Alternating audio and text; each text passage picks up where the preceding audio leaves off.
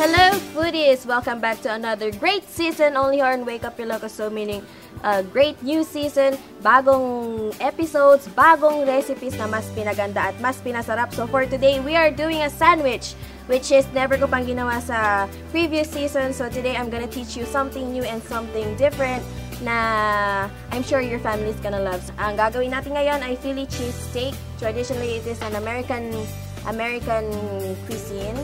Sobrang dali lang nitong gawin, guys. We're just gonna add 2 tablespoons of butter. Ay, pwede rin kayong gumamit ng tenderloin if you like. So, this will take only about a minute to cook. Kailangan lang, guys, very high heat ang ating pan para hindi tumigas ang ating ribeye because it tends to toughen if it's overcooked. So again here, guys, I'm using salted butter. As I told you before, always season your protein with salt and pepper. Just gonna add pepper. So pag nakita nyo na medyo wala na kayong nakikitang raw parts ng ating beef, set aside natin to and then we're gonna saute our vegetables. Tapos kung saan tayo nagsaute, dun din natin isasaute ang ating vegetables. So isuswet lang natin siya. So for our Philly cheese steak sandwich today, we're just gonna use onions and bell peppers. Pero kung gusto nyong dagdagan, please do. It depends upon your preference naman yan eh. But I like onions and and bell peppers. Bell peppers.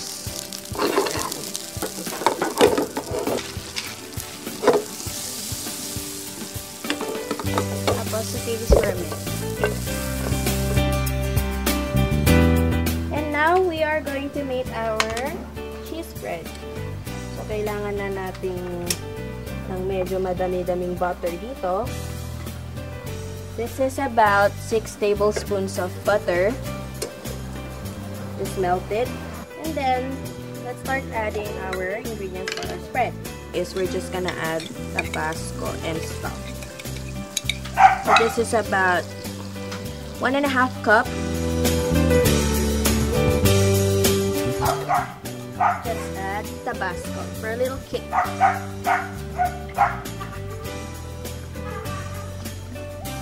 About 2 tablespoons. Yes, medyo madami pero itong nagpapasarap sa ating Philly cheese steak. So guys, when you have vinegar in your food, I mean pag may nagluluto kayo, tend to make it evaporate muna bago yung haluin para hindi siya mangamoy yung suka later on.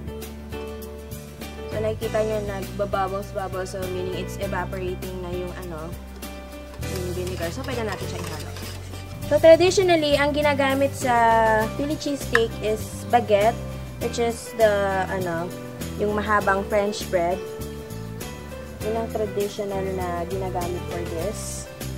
But for today, since hindi available ang French bread, we're just gonna use our hotdog bun.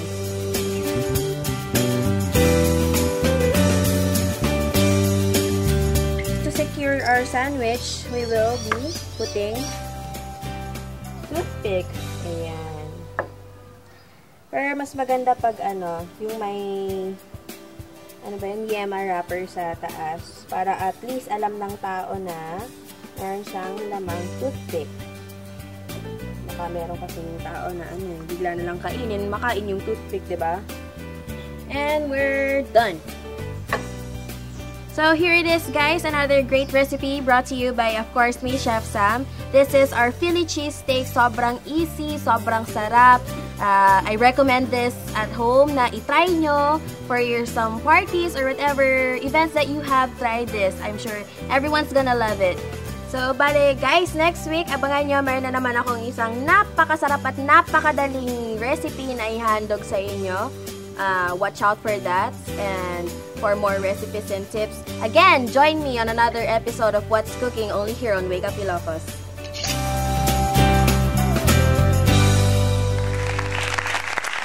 Hey, there you have it, guys. Once again, Chef Sam has never failed to bring us napakasarap na pagkain gaya na lamang no cream cheesesteak natin. You can actually incorporate cheese pala sa steak ha. Ngayon ko lang nalaman yun. Okay, so para naman sa ating iTech segment. Ayan, mula sa ating iTech Jack na si Roxy, ating alamin kung anong mga features ng Nokia X2 sa ating hot and dangerous. If you're one of us, then roll with us, 'cause we make it.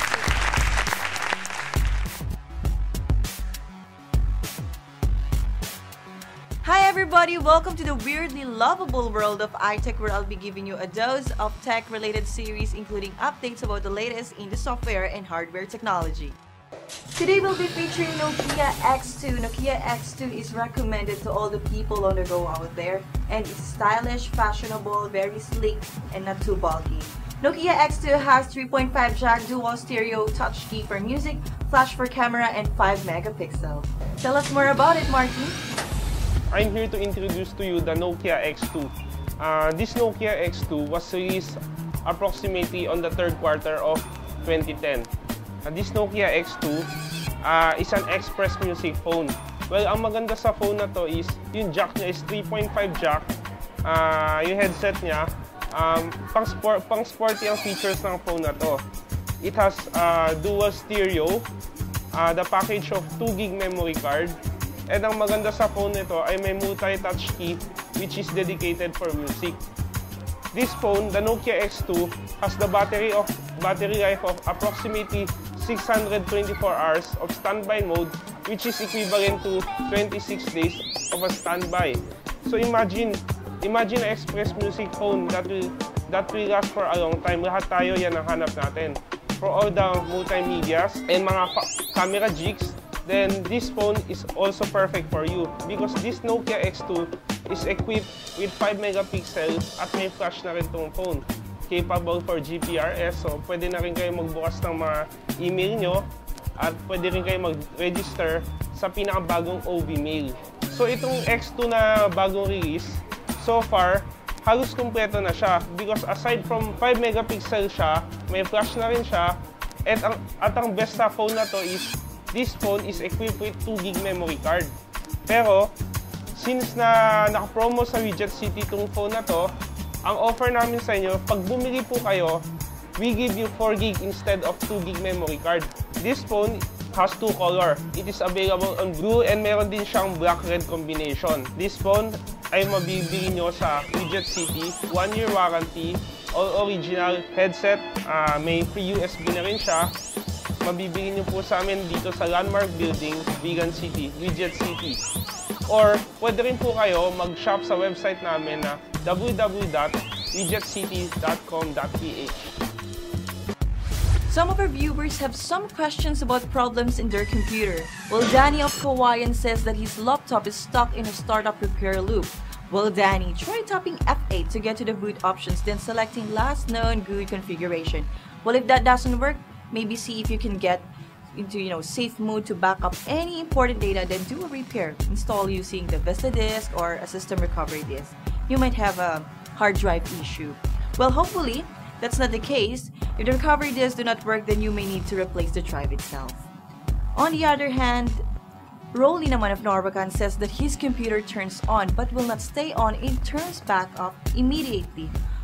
Well, Rolly, can you turn it on right afterwards? If not, it's probably turning off due to heat and needs to cool down before restarting. Make sure all fans are working and clean. Kailangan din kasi yan ng konting pahinga for that. I hope that fixed your computer problems. For comments and suggestions, we'll email us at wakeupilocos@yahoo.com. So learn more and take out to the world of gadgets only here in iTech. Till next episode, this has been your iTech Jock Roxy shutting down.